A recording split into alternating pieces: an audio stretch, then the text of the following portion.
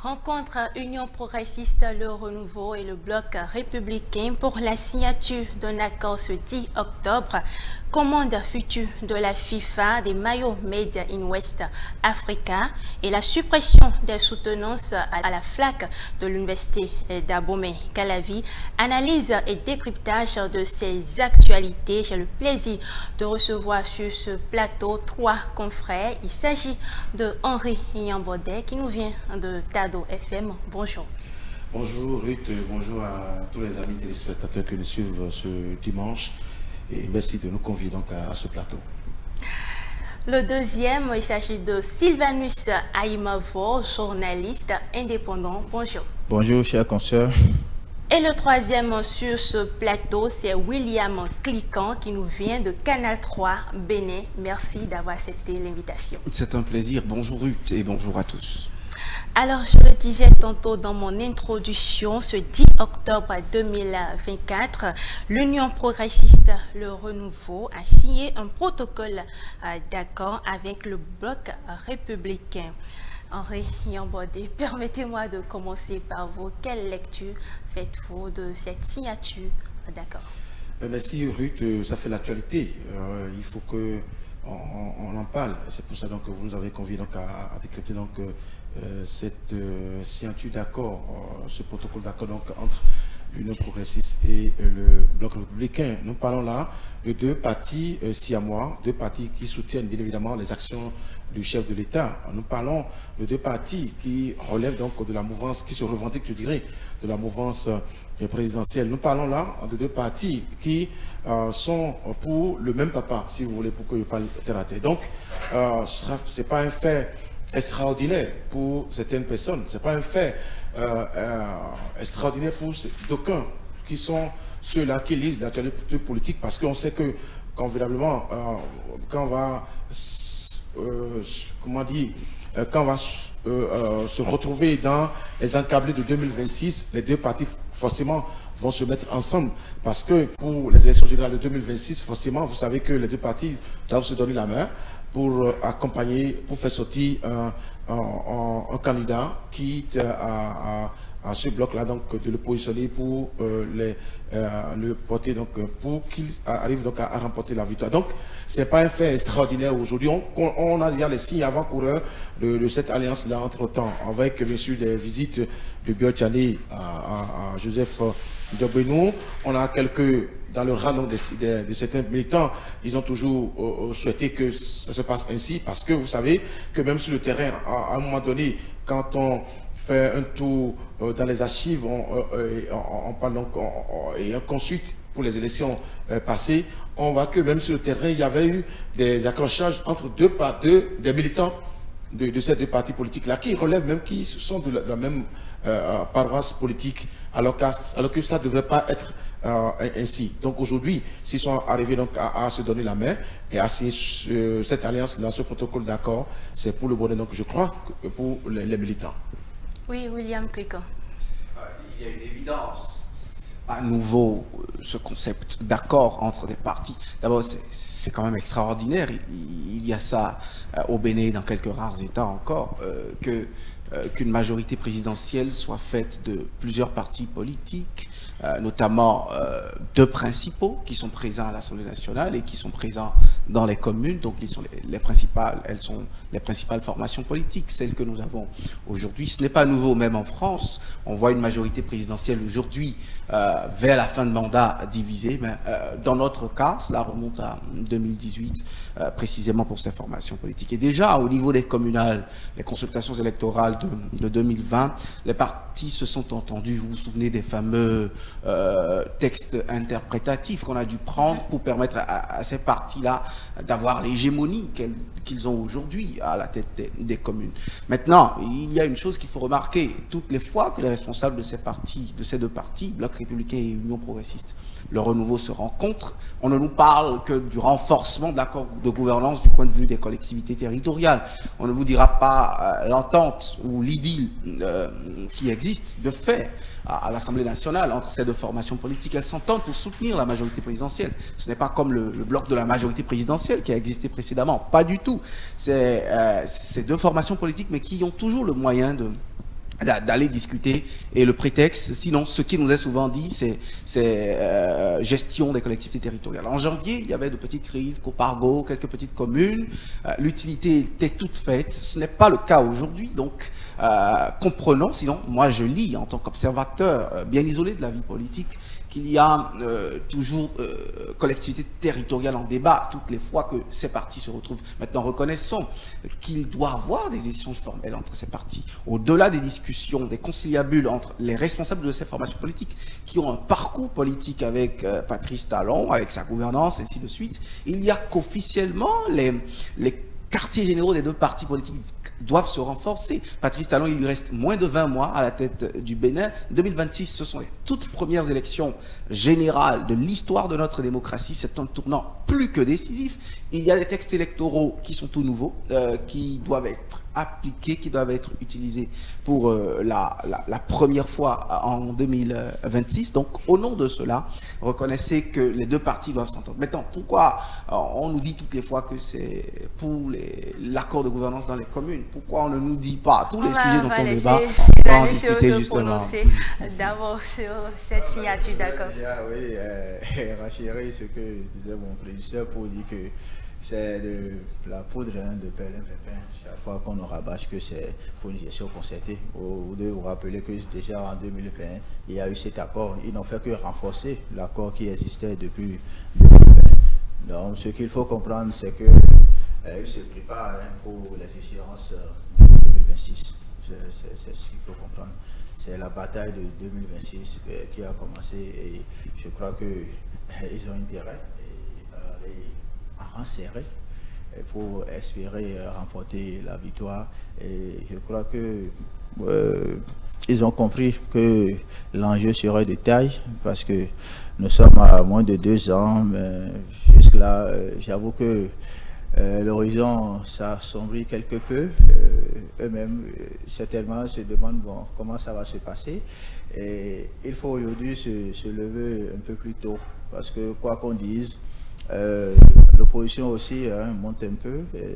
Et il faudra déjà définir les stratégies, en tout cas toute l'intelligence politique qu'il faudra mettre en place pour espérer conquérir ou reconquérir le pouvoir en 2026, puisque c'est eux qui sont là, qui sont au pouvoir actuellement. Donc, je ne sais pas s'il y aura un après nous, c'est nous, comme le disaient certains, mais déjà dans les coulisses, on apprend qu'on a envie quand même de poursuivre le chantier entamé par l'actuel locataire de la Marina, parce qu'on estime que bon, il y a eu de grandes réalisations et ce qui est là, il faut travailler à leur pérennisation. Donc il faut travailler à la pérennisation des acquis de la rupture. Donc je crois que c'était juste une rencontre de plus entre les partis de façon officielle, mais derrière c'est toute une stratégie politique qui se prépare pour 2026. Alors, Henri Yambodé, est-ce qu'on peut dire que cette signature d'accord vient en réponse à cette fébrilité observée ces derniers jours au niveau de la majorité présidentielle? Non, écoutez, quand vous avez donc une formation politique comme l'Union progressiste, quand vous avez une formation politique comme le BR, je prends donc d'abord l'Union progressiste, donc, qui a plusieurs élus sur le territoire national, et donc une signature qui vient conforter le BR, qui va renforcer, je dirais, renforcer bien évidemment le lien qui existe entre les deux partis politiques.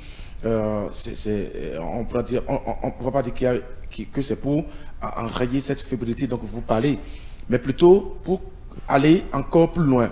Parce que vous savez que quand on prend l'Union progressiste et le BR, l'Union progressiste a plus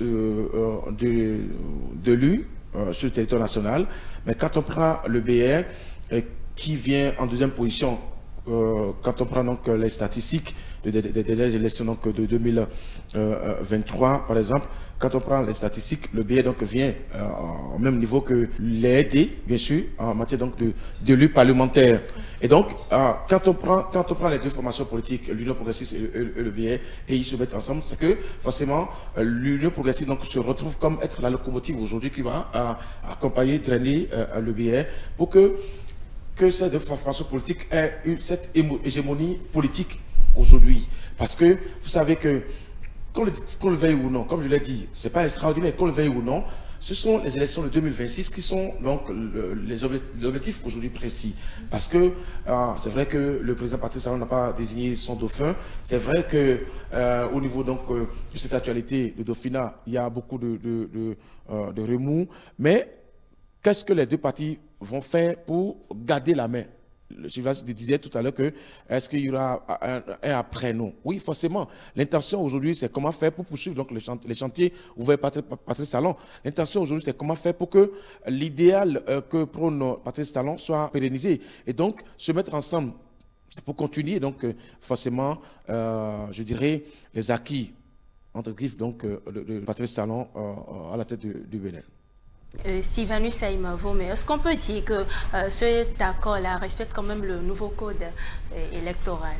Ce n'est qu'un accord entre deux partis, grandes formations politiques appartenant à la mouvance présidentielle. Donc, ce qui est sûr, quand le moment arrivera, chaque parti dégagera le candidat qu'il présentera à la présidentielle de 2026, parce que c'est ce que recommande le système partisan. Il faut forcément que chaque parti, que les candidats soient issus d'une formation politique. Donc, ces deux partis feront certainement leur choix au moment opportun.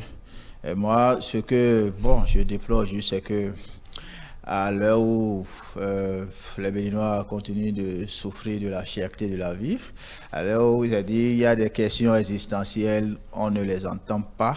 Et eux, ils sont plus concentrés, focus sur leur ambition politique et le peuple dans tout cela. Oui, William Clicquot, cet accord représente un progrès dans la coopération entre l'UPR et le BR qui a débuté depuis 2020 avec la signature d'un accord de gouvernance commune dans certaines communes du Bénin. Mais est-ce qu'au-delà de la gestion des communes, l'UP et le BR ne peuvent pas se mettre ensemble pour les législatives? C'est vous qui dites que c'est un progrès. Pour moi, je ne sais pas en quoi c'est un progrès. Je ne sais pas ce que cela apporte qualitativement à notre démocratie. Je sais que toute majorité présidentielle s'entend toujours pour gouverner un État. C'est pour cela que du temps des alliances, il y avait les alliances, il y a les coalitions. La plupart des pays africains ont des coalitions au pouvoir, la plupart du temps, de petits partis qui travaillent à l'avènement d'un gouverneur et d'autres renégats très flâneurs de l'environnement politique qui les rejoignent et ils s'entendent pour gouverner un État. La plupart du temps, c'est le cas. Même aujourd'hui, dans les grandes démocraties, on commence à le voir. Le cas français est là avec Ensemble et d'autres formations politiques à l'intérieur. Donc, que des formations politiques d'une même mouvance présidentielle se parlent, ce n'est pour moi pas un progrès. Maintenant, vous avez fait une question sur laquelle j'aimerais bien revenir. Les dernières fébrilités. Selon des indiscrétions, Olivier Bokor, principalement cité dans l'affaire de coup d'État déjoué et aujourd'hui une affaire en justice, est membre de l'Union progressiste Le Renouveau, serait membre fondateur de l'Union progressiste Le Renouveau. On connaît une très grande proximité de l'homme avec le bloc républicain également. Au-delà de ça, il y a Osvaldo Meki, l'ancien ministre cité également, qui est membre fondateur de l'Union progressiste Le Renouveau, grand cadre de cette formation politique, candidat aux dernières législatives sous cette bannière et voilà. Au nom de cela, il faut dire que ce sont des personnalités de ces formations politiques proches ou les cadors qui sont aujourd'hui en difficulté et c'est la majorité présidentielle qui est en ébullition. Toute la majorité présidentielle est proche d'une part ou de l'autre de ces ces deux messieurs et d'autres personnalités également. Donc, on voit une majorité présidentielle en ébullition, que les principaux responsables des deux principales formations se rencontrent, c'est tout normal. C'est pour cela que je dis qu'il faut arrêter de nous dire que c'est pour une consolidation de la gouvernance dans les communes. C'est trop facile de nous servir cela. Maintenant, quand vous vous intéressez au progrès, à la suite, oui, il y a qu'ils veulent gouverner ensemble, au niveau des collectivités décentralisées, au niveau de l'État, au niveau du gouvernement, de l'appareil étatique, mais il y a l'après 2026. Tout pouvoir, tout parti au pouvoir, comme les deux, a pour ambition de garder le pouvoir après les joutes électorales. Donc au nom de cette ambition, naturellement, aujourd'hui, ces formations politiques sont en train de travailler. On comprend la stratégie, c'est la politique de l'autruche, ne pas forcément révéler ce qu'on prépare, ce qu'on réserve dans les discussions, dans les conciliabules, mais reconnaissez qu'aujourd'hui, à ce tournant décisif de la gouvernance talon, il y avait nécessité pour ces formations politiques de discuter. Maintenant, est-ce qu'ils s'entendront totalement? Parce que, comme vous l'avez rappelé dans une de vos questions, le code électoral prévoit des accords de gouvernance de formation politique, des accords devant exister avant même le scrutin électoral. Et on a entendu une grande voix de l'opposition, on l'a lu sur les médias sociaux, notamment le secrétaire à la communication du Parti Les Démocrates, je veux parler de Guido Soumitokpe, qui dénonçait déjà que la rencontre de ce 10 octobre est plutôt une préparation d'un accord, sinon on a acté un accord de gouvernance de fait et qu'on se surprendra de l'apprendre dans le temps. Cette information n'est pas encore vérifiée, mais avoir les rétentions d'informations au niveau de la mouvance présidentielle elle-même sur ces débats qui ont eu lieu au niveau du siège annexe de l'Union progressiste, le renouveau, les imaginations de quoi être fécondes ont de quoi fructifier. Mais retenons une chose, les tractations politiques mouvance présidentielle ne font que commencer, elles vont continuer dans le temps. Il y a le défi de pouvoir s'entendre, de pouvoir se comprendre autant qu'on est, parce qu'il y a des intérêts en place. 28 députés contre 53, on ne discute pas à la table à égalité, pas du tout. Et en termes de proximité, de nombre de ministres au gouvernement, en termes de représentativité dans le pouvoir gouvernemental, dans l'appareil gouvernemental, ce n'est pas en toute équité qu'on se fait face qu'on parle. Et puisque nous sommes sur le terrain politique, il faudra s'entendre, et l'héritage de Patrice Talon se joue dans ces débats-là entre Union progressiste, le renouveau et Bloc République, oui, même si ce n'est pas le soir. Non, je suis d'accord quelque part donc avec William. Il y a deux faits d'abord. Le premier fait pour les élections générales à venir, c'est bien évidemment les élections législatives. À ce niveau-là, chacun donc irait avec sa liste forcément. Mais au niveau donc des élections de l'élection présidentielle, forcément, les deux formations politiques vont s'allier, vont rester ensemble, vont faire bloc donc pour soutenir un dauphin. Un dauphin donc, qui sera choisi forcément par Patrice Talon. Vous voyez, au fait, les élections passées n'ont pas cet enjeu-là, comme celui donc, comme les élections de 2026 qui viennent, parce que les élections de 2026 annoncent forcément un grand tournant politique au niveau des formations politiques, parce que d'abord, il faut comprendre que Patrice Talon va quitter le pouvoir en 2026. Donc déjà, il faut que quelqu'un de cette formation politique logne. Il y a des gens qui lognent déjà à son fauteuil. Mais il faut s'attendre déjà sur un minimum, sur un accord pour porter quelqu'un. Et là, on dit, oui, on s'entend donc sur les clauses, on s'entend sur le minimum pour le porter. Mais au niveau des élections législatives et communales, chaque bloc BR et UPR vont peut-être proposer donc leur liste. Bon, comme il a dit également, oui, nous sommes sur un terrain politique qui, aujourd'hui, vous voyez, quand on observe tout ce qui se passe, toutes les scènes qu'on observe aujourd'hui au niveau donc de la mouvance présidentielle, on n'a pas, ça reste encore, il y a encore beaucoup de vagues donc qui vont soulever parce que les ambitions sont là. Je prends les élections législatives qui vont venir. Il y a des gens qui ont été laissés en rade lors des élections de 2023.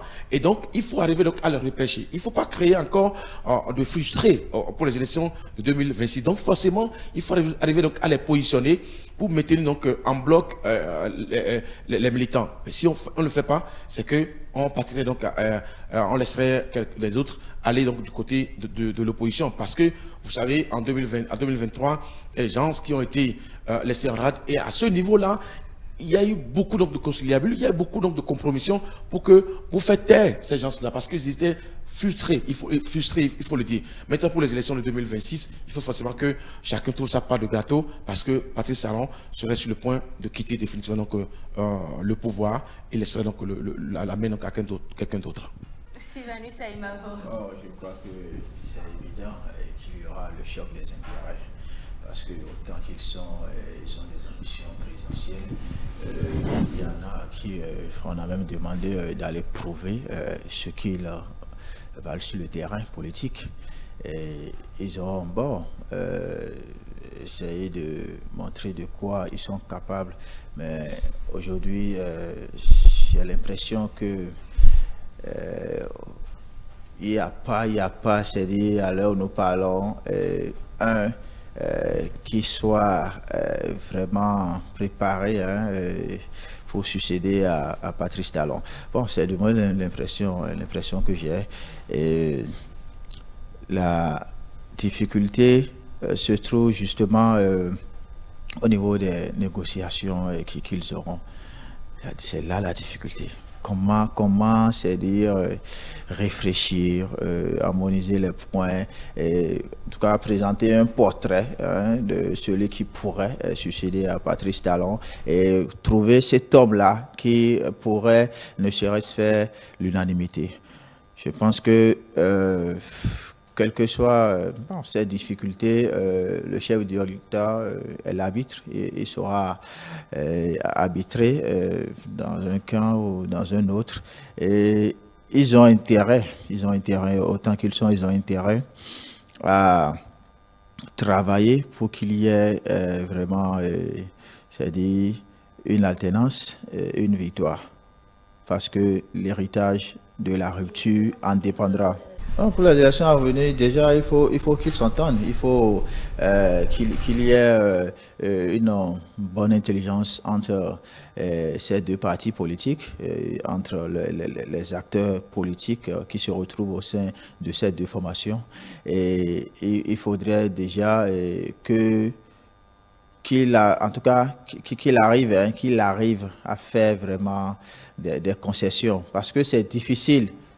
C'est difficile quand on se dit, par exemple, le Baba estime toujours que, bon, c'est quoi? C'est nous qui sommes grands. Vous êtes petits à côté de nous. Donc, c'est quoi? Donc, on peut vous écraser. Donc, il y a toujours, certains le disent même ouvertement, que non, bon, nous, c'est le Baba, on a tel nombre de ministres, tel nombre de députés, tel nombre de maires, bon, vous en avez combien?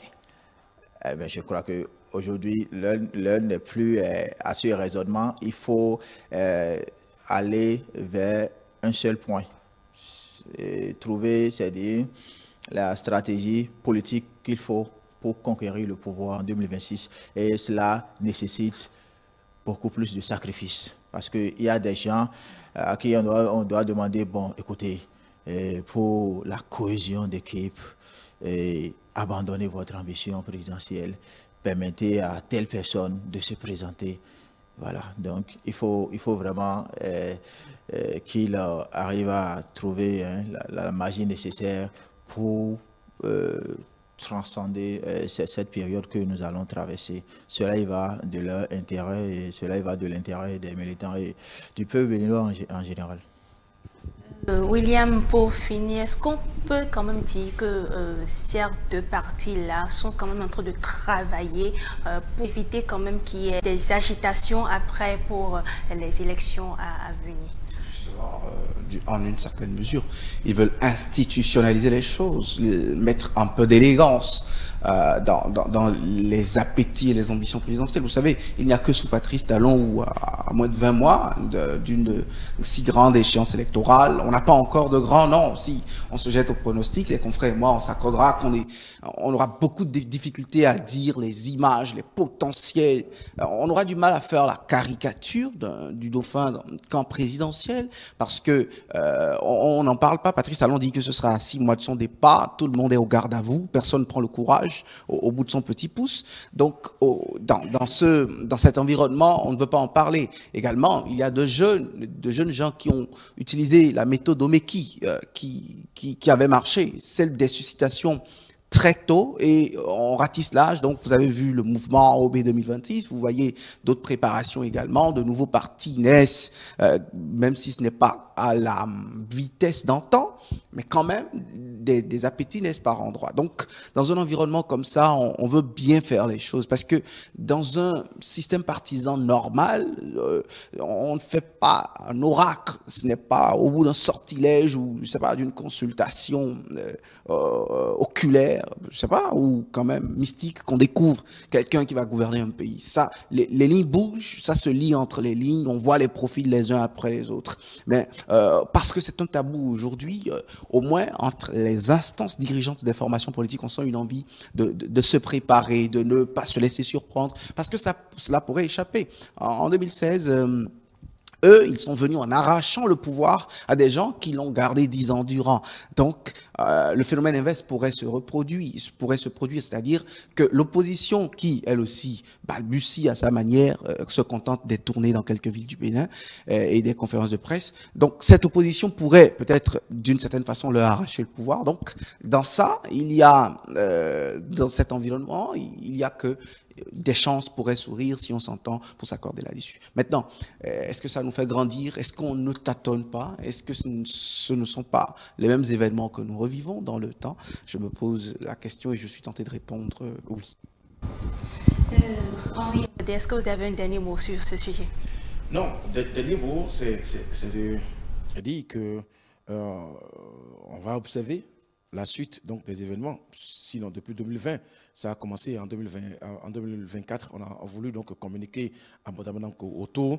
C'est-à-dire que on a voulu donc montrer à la face du peuple béninois, les citoyens béninois, que oui, est-ce que vous savez qu'on peut se mettre ensemble pour faire de grandes choses? Oui, les autres fois, on le faisait donc dans le couloir, oui, sans que on arrive donc ouvertement à en parler. Maintenant, au niveau des ambitions, c'est que ce sera difficile pour un Diop Gwenou de lever donc le petit doigt pour dire je veux être candidat. Ce sera difficile pour ABT aussi de lever donc son petit doigt. En fait, voilà. Donc, au niveau donc de la mouvance présidentielle aujourd'hui, il est difficile donc pour les gens d'agiter leur ambition parce que les derniers événements avec donc Bokor sont comme une école pour les gens. Donc, forcément, la peur est là et c'est le maître à décider, donc qui va décider. Donc, forcément, en fait, le dernier mot revient donc à Patrice Talon, qui avait annoncé que avant les 6 derniers mois, il va donc annoncer le nom de son dauphin. On attend la suite des événements. On va aborder le deuxième sujet. À partir de janvier 2025, les pays du C4, je parle du Mali, le Burkina Faso, le Tchad et le Bénin, recevront leur première commande de maillots 100% made in Africa. C'est la grande annonce faite par le président de la FIFA à l'occasion de la journée mondiale du coton qui a été célébrée au Bénin pour la première fois au Bénin du 7 au 12 octobre 2024. Cette annonce rentre dans le cadre du partenariat OMC-FIFA qui vise à utiliser la visibilité mondiale du football pour promouvoir les produits issus du coton africain tout en soutenant les producteurs locaux. D'abord, Henri Yambodé, la journée mondiale du coton a été célébrée pour la première fois au Bénin. Oui, j'observe que mon pays est honoré après donc ces efforts qu'il fournit dans la production du coton. J'observe que mon pays donc est reconnu sur le plan des pays producteurs donc de coton. Je vois que mon pays donc en acceptant donc l'organisation de cette journée est reconnu comme un pays qui travaille pour la valorisation du coton. Mais déjà, il faut dire que depuis 2016, Patrice Talon, avant donc 2016, mais dès qu'il a pris le pouvoir, il a commencé par travailler sérieusement pour mettre donc, le Bénin, dans les premiers pays donc, producteurs de coton. c'est tout à l'honneur donc de notre pays, le Bénin, donc d'accueillir cette célébration de la journée mondiale donc du coton. C'est aussi je dirais, un mérite pour les producteurs du bassin cotonnier et aussi ceux qui cultivent donc dans le sud ou les autres localités. C'est à eux donc le mérite cette célébration-là. Sylvanus Aimavo, comme l'a dit Henri, cette célébration de la journée mondiale du coton au Bénin montre quand même que le Bénin a connu des avancées dans la production du coton.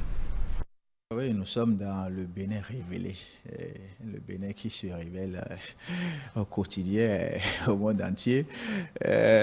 Cette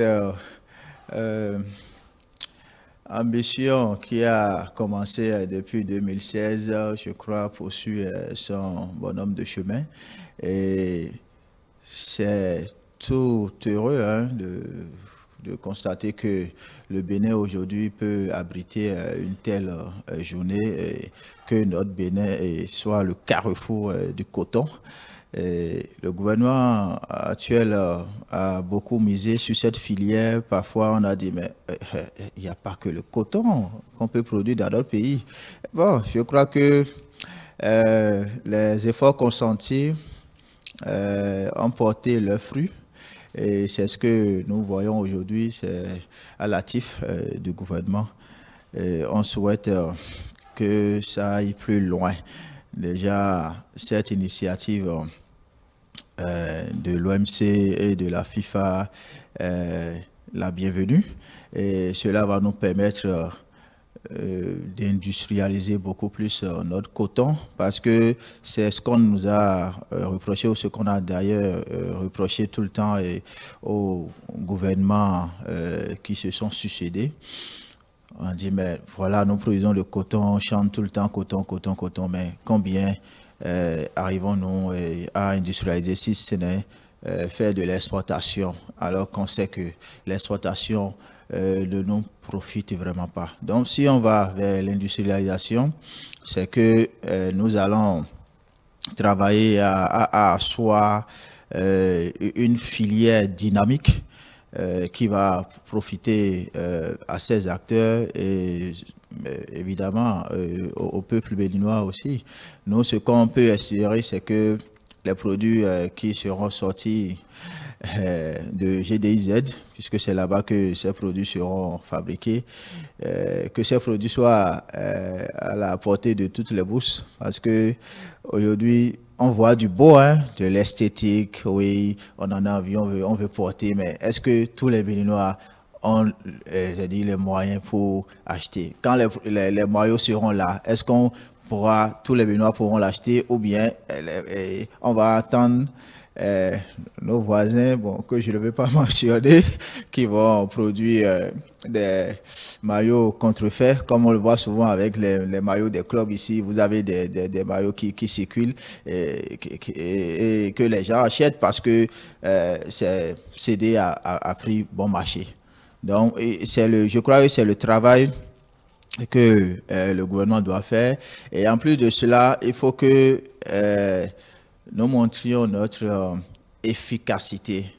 Je ne doute pas de capacité de ceux-là qui travaillent le coton à GDIZ, mais une fois qu'il y a une initiative qui nous inclut, il faudrait que, j'ai dit, nous tenons le pari de la qualité, le pari de l'efficacité, parce que c'est sur ce terrain qu'on va nous juger. Et si nous faisons bien, c'est que nous aurons aussi d'autres partenariats.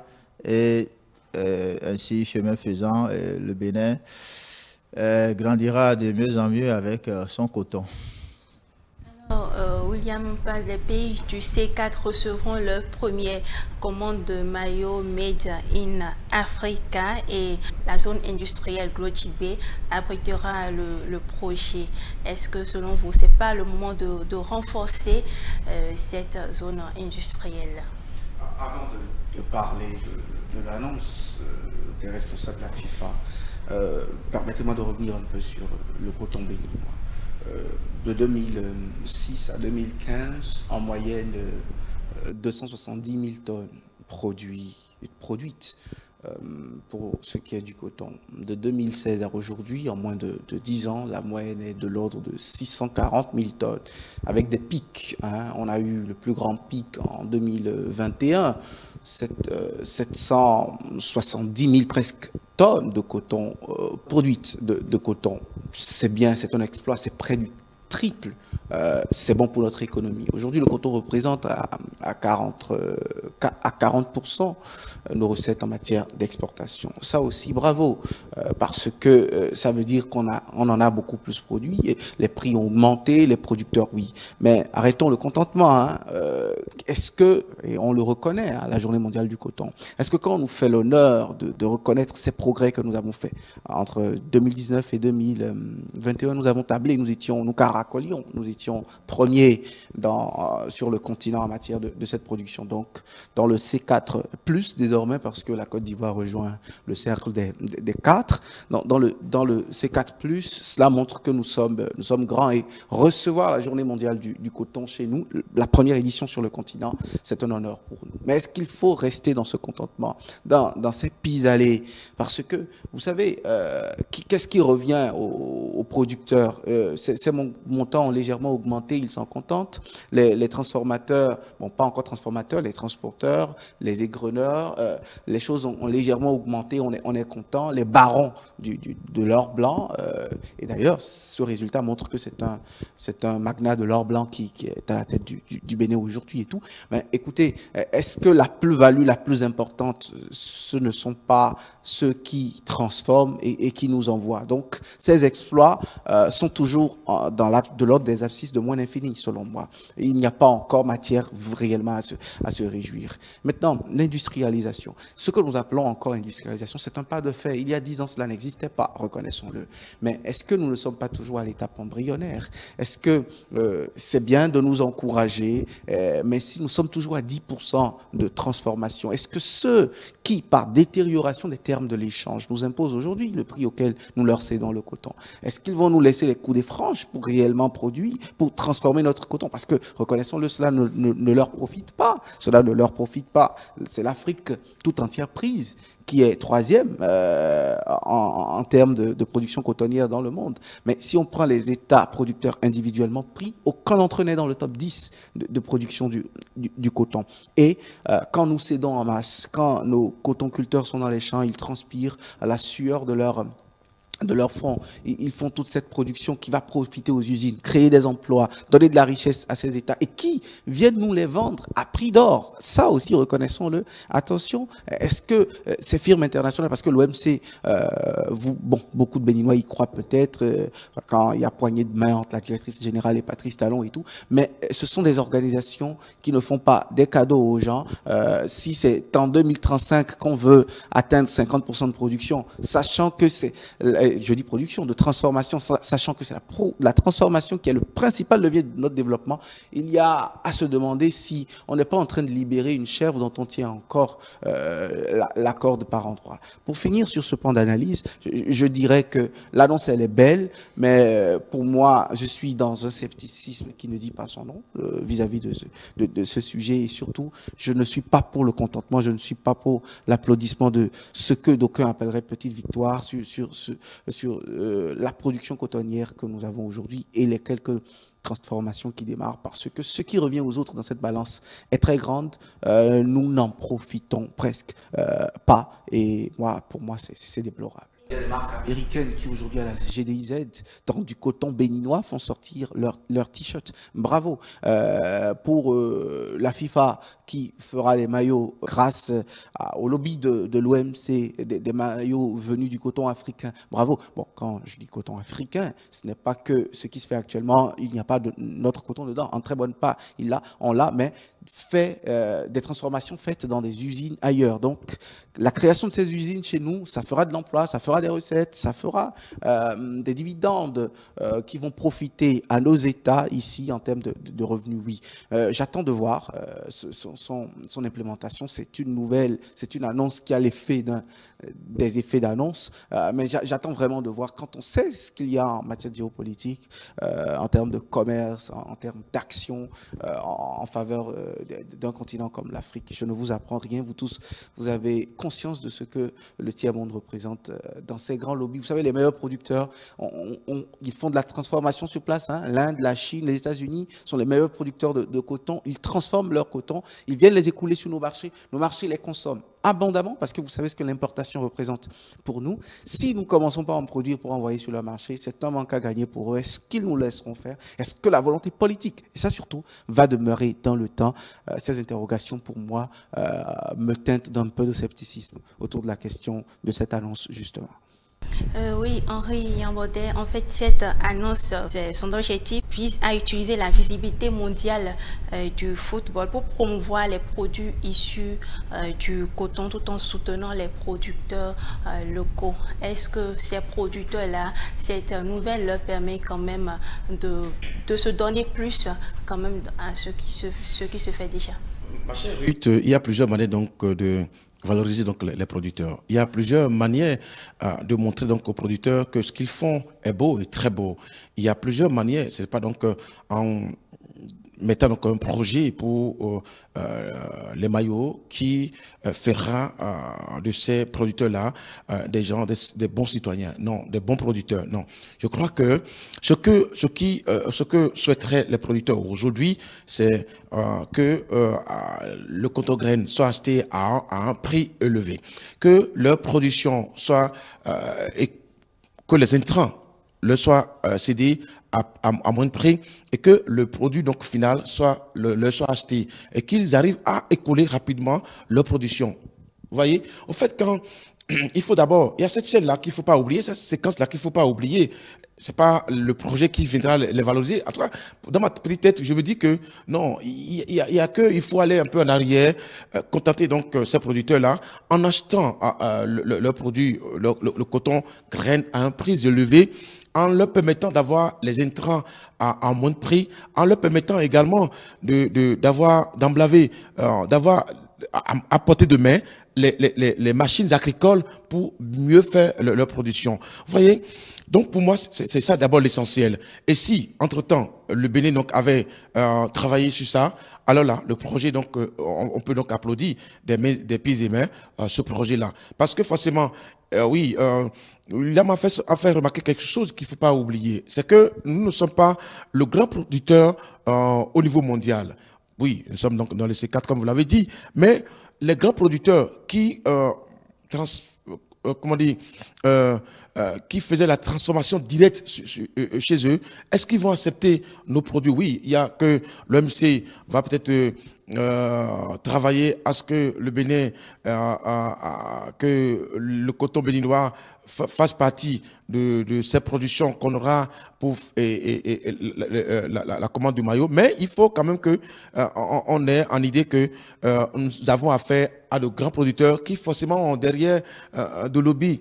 Est-ce qu'ils vont accepter? L'autre chose que j'observe donc autour de ce projet-là, c'est que c'est la GDZ qui sera mise à la lumière.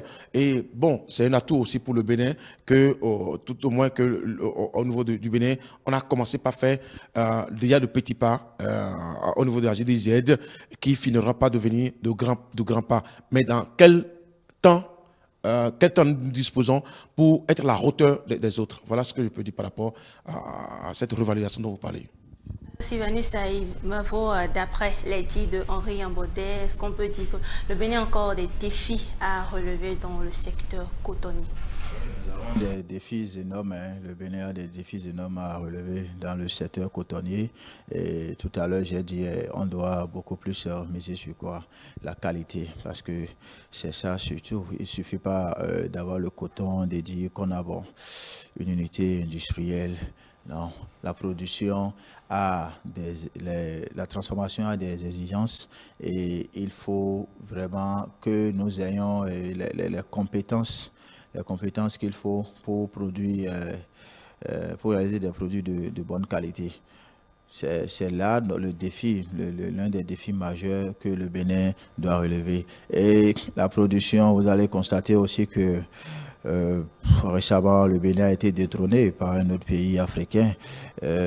Bon, c'est vrai qu'en termes de superficie, nous n'avons pas le même territoire. Nous n'avons pas le même territoire. Donc, il faut voir, est-ce que nous allons continuer à rechercher la première place tout en mettant en difficulté notre économie ou même les producteurs, parce que les producteurs se servent aux 4 VN pour vraiment nous offrir le coton que nous avons, mais en retour, ce sont les parents pauvres de la filière, ce sont les parents pauvres de la filière. Donc, il faut vraiment qu'il y ait des assises sur l'industrialisation de notre coton.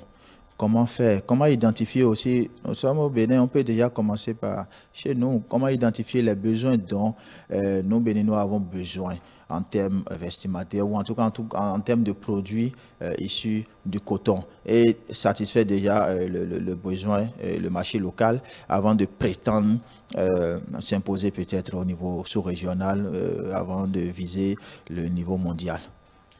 William Krikan, quel défi le Bénin doit relever pour s'imposer davantage dans le secteur cotonnier? De l'autonomisation pour moi.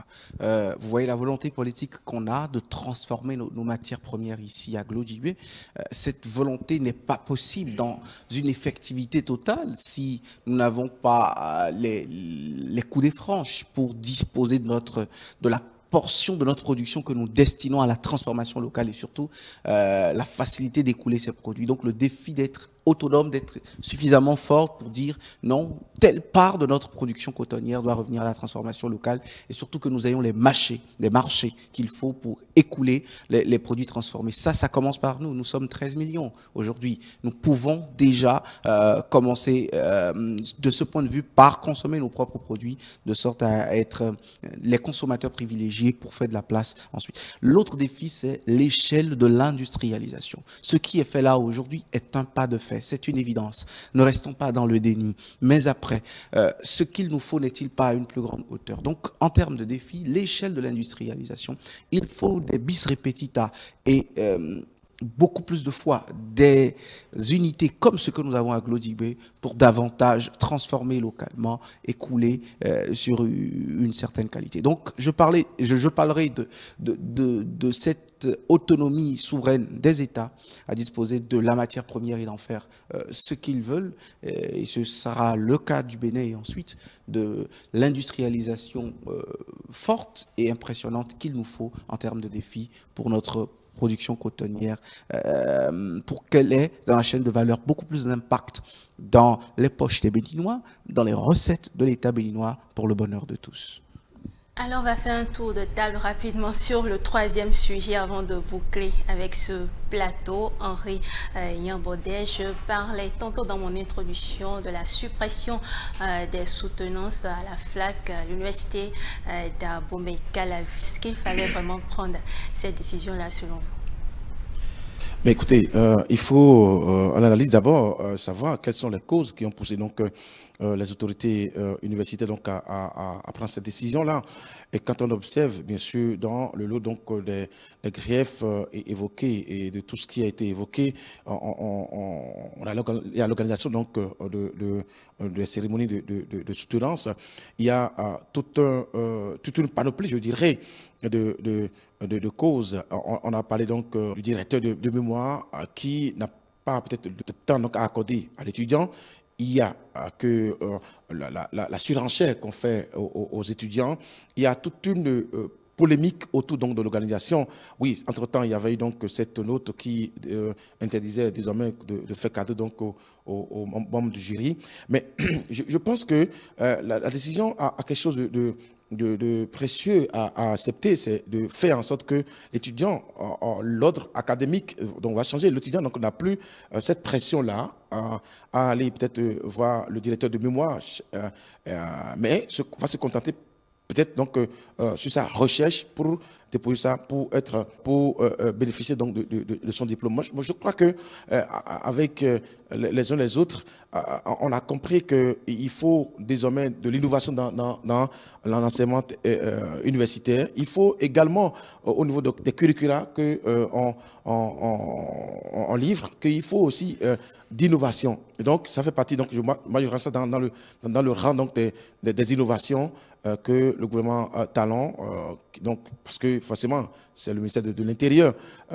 non, j'allais dire, le ministère de l'Enseignement supérieur, oui, donc, qui a cette donc, idée-là. Donc, forcément, c'est pour que les choses aillent mieux, je dirais, et forcément, ça fait plaisir donc à plus d'un, parce que ça réduit les allées et venues, ça réduit également les dépenses au niveau donc des étudiants à faire face. Donc, j'allais dire, ça permet aux étudiants de ne pas trop dépenser donc, quand il s'agit donc de faire les soutenances.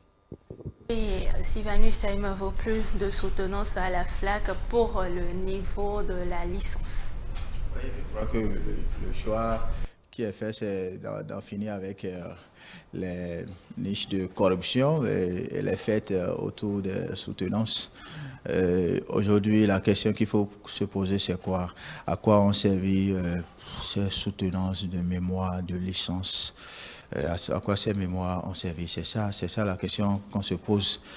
Est-ce que c'est encore utile de produire un mémoire pour un niveau de licence?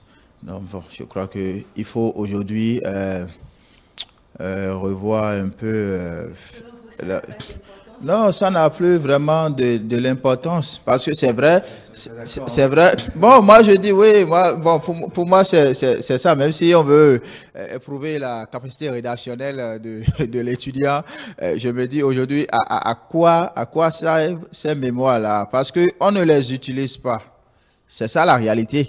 On ne les utilise pas. Mais quand il s'agit par exemple, d'un mémoire de master professionnel, là, on peut l'utiliser. Quand c'est mémoire de master recherche, on peut l'exploiter aussi. On peut l'exploiter. Mais avec ces mémoires de licence, non, c'est juste pour dire, bon, ok, vous êtes arrivé à l'université, bon, on vous a initié, vous êtes à l'étape d'initiation.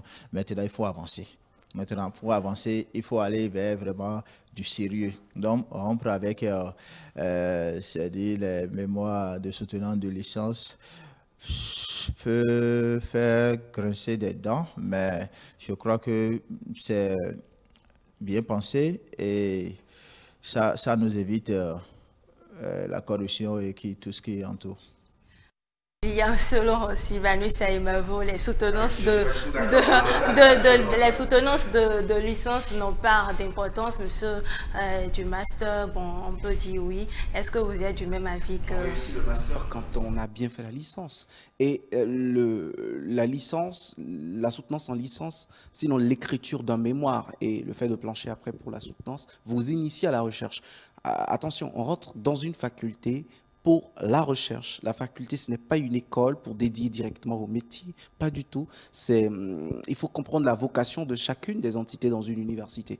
On peut se frustrer du fait que dans une entité de recherche, on supprime le cycle de master. Mais quand l'État est incapable de recruter des enseignants, on finit par décréter un système d'aspiranat. Le même enseignant a 80 impétrant une année durant. Et cette année, à peine 10 ou 12 soutiennent dans le lot. Et l'année d'après, d'autres finissent le cycle de licence et s'ajoutent.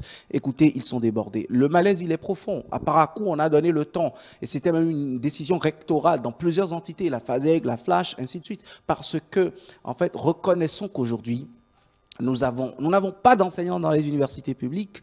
On a exagérément d'apprenants parce que, à défaut de trouver mieux, les gens sont dans les facultés classiques. En très grand nombre, ils comprennent à peine ce qu'on a dit toute l'année, toutes les 3 années durant, et vous leur demandez d'écrire des travaux de recherche. C'était extrêmement compliqué. C'était la croix et la bannière pour les universités. Je n'encourage pas un État à ne pas recruter des enseignants. Je n'encourage pas non plus à la suppression, mais je dis qu'il fallait prendre une décision. Maintenant, moi, je propose une réflexion holistique autour de la question. Est-ce qu'aujourd'hui, il ne faut pas repenser la façon dont nous faisons le LMD en raison de nos conditions?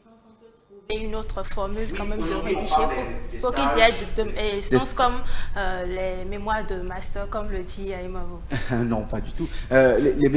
À la fin des 3 ans de formation en cycle de licence, le LMD demande soit des stages assortis de rapports ou soit des soutenances. Si les soutenances nous encombrent, tablons un peu sur les stages et voyons ce que cela va donner. Mais en retour, cela ne doit pas être l'échappatoire. Il faut que l'État recrute les enseignants pour encadrer, pour qu'on fasse de la recherche. Et il faut aussi que les apprenants, les étudiants futurs réfléchissent au choix qui est fait. Ce n'est pas parce qu'on a le bac qu'il faut forcément aller à l'université. Les facultés, c'est pour aller faire de la recherche. Et c'est dénuer un peu la faculté de sa fonction que de soustraire une étape d'évaluation assortie de recherche.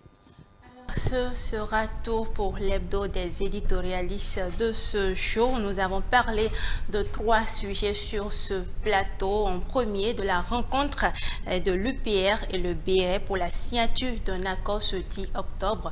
En 2, nous avons parlé de la commande future de la FIFA des maillots Made in West Africa et de la suppression des soutenances à la FLAC pour le niveau licence. J'étais avec 3 confrères sur ce plateau. Il s'agit de Henri Yambodé de Tado FM, William Cliquant de Canal 3 Bénin et Sylvanus Aimavo, journaliste indépendant. Ce sera tout pour l'hebdo des éditorialistes, mais dimanche, c'est politique se poursuit.